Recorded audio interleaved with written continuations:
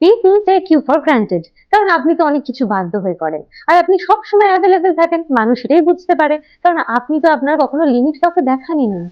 আপনি সব সময় অন্যকে সাহায্য করেন, কিন্তু দিনের শেষে আপনি নিজেই ক্লান্ত, বিরক্ত আর স্ট্রেসফুল হয়ে যান।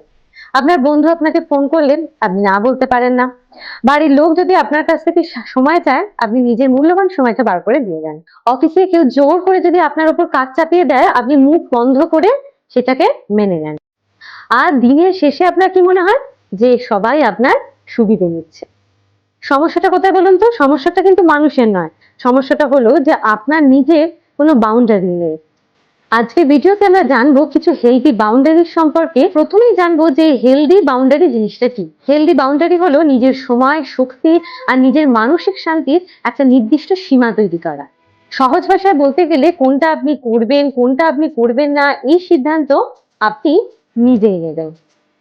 এটা কিন্তু কোনো অভদ্রতা নয়, এটা হলো সেলফ রেসপেক্ট। কারণ স্বাভাবিকভাবে আপনি যদি নিজের সীমা সেট না করেন, তাহলে অন্য কেউ কিন্তু আপনার সীমা অতিক্রম করে যাবে। এবার আসবো কেন আমাদের বাউন্ডারি সেট করতে টাইম লাগে। প্রথম কারণ হলো যে সবাইকে খুশি করার চেষ্টা করা।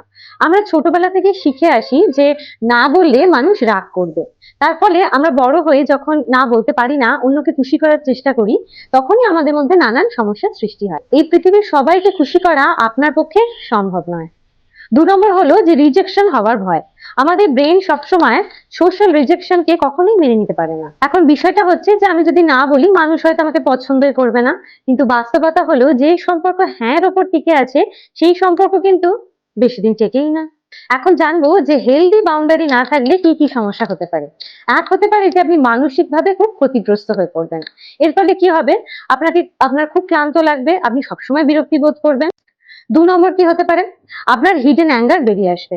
আপনি বাইরে থেকে হয়তো খুব শান্ত দেখাবেন, কিন্তু ভেতরে, ভেতরে আপনার মধ্যে প্রচুর রাগ জমে আছে। People take you for granted, কারণ আপনি তো অনেক কিছু বাধ্য হয়ে করেন। আর আপনি সবসময় অ্যাভেলেবেল থাকেন, মানুষ এটাই বুঝতে পারে, কারণ আপনি তো আপনার কখনো লিমিট কাউকে দেখানই না। এখন প্রশ্ন হলো যে আপনি হেলদি বাউন্ডারি কি করে সেট করবেন? না বলতে শিখুন। সবসময় অন্যের অনুরোধ আপনার পালন করা আপনার দায়িত্বের মধ্যে পড়ে না। নিজের সময়ের মূল্য বুঝুন, কারণ আপনার সময়ও একটা রিসোর্স। ওভার এক্সটেন্ড করবেন না। অনেকেই না বলার পর ১০টা এক্সপ্লেনেশন দেয়। আমি এটা করতে পারবো না, তার কারণ হলো, ওটা হলো। এত করার দরকার নেই। সিম্পল উত্তর, আমি আজকে পারছি না। এটাই যথেষ্ট। যদি আপনি গিল্ট ফিল করেন, কখনো ভয় পাবেন না। অনেকেই না বলার পর গিল্ট ফিল করে। তার মনে হয় যে এটা হয়তো বলে ঠিক করলাম না। কিন্তু একটা সময় ধীরে, ধীরে আপনি বুঝতে পারবেন যে এটা আপনার অভ্যাসে পরিণত হয়ে যাবে। আর তখন আপনি বুঝতে পারবেন যে এটা আপনার মানসিক শান্তির জন্য কতটা প্রয়োজনীয়। হেলদি বাউন্ডারি মানে কিন্তু সম্পর্ক নষ্ট করা নয়। যে সম্পর্ক সবসময় হ্যাঁ এর উপর বা ভয়ের উপর থাকে, সেটা থাকে না। কিন্তু আপনি নিজেই হেলদি বাউন্ডারি করলে বুঝতে পারবেন যে সম্পর্কের মধ্যে অনেক স্বচ্ছতা আর সম্মান রয়েছে। যে সম্পর্কে সম্মান থাকে, সেই সম্পর্কই কিন্তু টিকে থাকে। হেলদি বাউন্ডারি থাকলে আপনি নিজেকেও সম্মান করতে শিখবেন। আর আপনি যখন নিজেকে সম্মান করবেন, তখনই কিন্তু অন্যরা আপনাকে সম্মান করতে শুরু করবে। আপনাদের সাথে কথা বলতে বলতে একটা ছোট্ট মিষ্টি কচ্ছপ বানিয়ে ফেললাম। আজকের ভিডিওটা যদি আপনাদের ভালো লেগে থাকে, তাহলে অবশ্যই চ্যানেলটাকে লাইক, শেয়ার আর সাবস্ক্রাইব করে পাশে থাকবেন। দেখা হচ্ছে আবার নেক্সট ভিডিওতে।